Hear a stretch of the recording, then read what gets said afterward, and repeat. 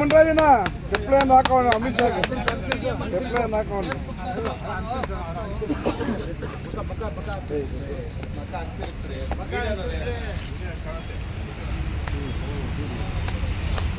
ಅಲ್ಲ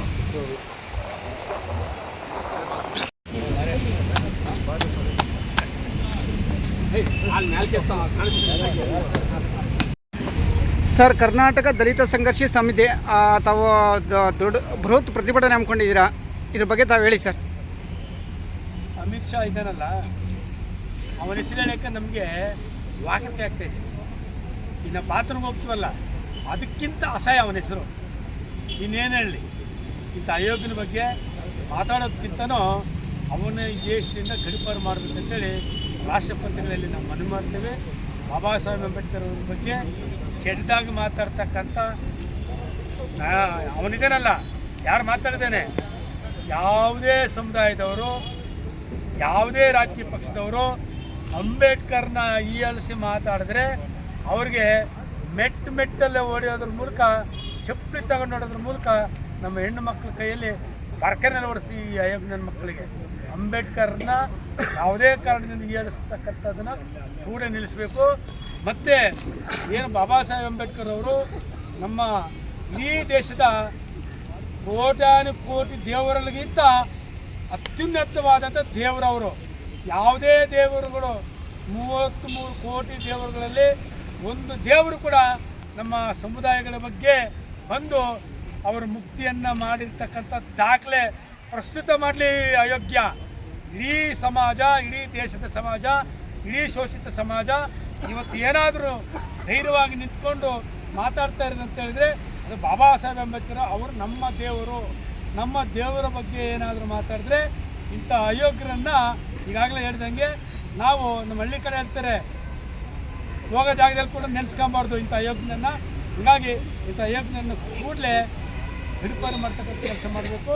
ಮತ್ತು ಕೇಂದ್ರ ಸಂಪುಟದಿಂದ ಕೈ ಬಿಡಬೇಕಂತೇಳಿ ಈ ಸಂದರ್ಭದಲ್ಲಿ ನಾವು ಬೆಂಗಳೂರು ನಗರ ಜಿಲ್ಲೆಯಿಂದ ನಮ್ಮ ಹಿಂದುಳಿದ ಜಾತಿ ಮತ್ತು ಮುಸಲ್ಮಾನರು ಮತ್ತು ದಲಿತರು ಐಕ್ಯತೆ ಮಾಡೋದ್ರ ಮೂಲಕ ಇವತ್ತು ಮುರ್ಮಾ ಅವರು ದಯಮಾಡಿ ಅವನ್ನ ವಜಾಗೊಳಿಸ್ಬೇಕಂತೇಳಿ ನಾನು ಈ ಸಂದರ್ಭದಲ್ಲಿ ಒತ್ತಾಯ ಮಾಡ್ತೇನೆ. ಸರ್, ನಿನ್ನೆಯಿಂದ ಘಟನಾವಳಿಗಳನ್ನ ನೀವು ಗಮನಿಸ್ಕೊಂಡು ಬರ್ತಾಯಿದ್ದೀರಾ. ಒಂದು ಹೆಣ್ಣಿಗೆ ಭಾಳಷ್ಟು ಅವಮಾನ ಮಾಡಿದ್ದಾರೆ. ಅದ್ರ ಬಗ್ಗೆ ತಮ್ಮ ಹತ್ರ ಕೇಳ್ಬಾರ್ದೋ ಗೊತ್ತಿಲ್ಲ, ಆದರೂ ಕೇಳ್ತೀವಿ. ಬೆಳಗಾವಿ ಅಧಿವೇಶನದಲ್ಲಿ CT ರವಿ ಅವರು ಭಾಳಷ್ಟು ಅವರು ಸಚಿವರಾಗಿದ್ದಾರೆ, ಮತ್ತೊಬ್ಬರು ಸಚಿವರಿಗೆ ಭಾಳಷ್ಟು ತುಚ್ಛವಾಗಿ ಮಾತಾಡಿದ್ದಾರೆ ಅಂತ ಎಲ್ಲರೂ ಹೇಳ್ತಾ ಇದ್ದಾರೆ.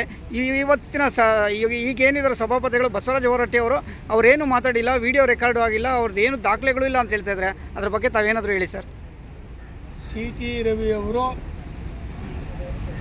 ಅವ್ರ ಭಾಷೆ, ಅವ್ರ ನಾಲಿಗೆ ಏನು ಅನ್ನೋದು ಜಗಜ್ಜಾಹೀರು, ಅದ್ರ ಬಗ್ಗೆ ಅನುಮಾನನೇ ಬೇಡ.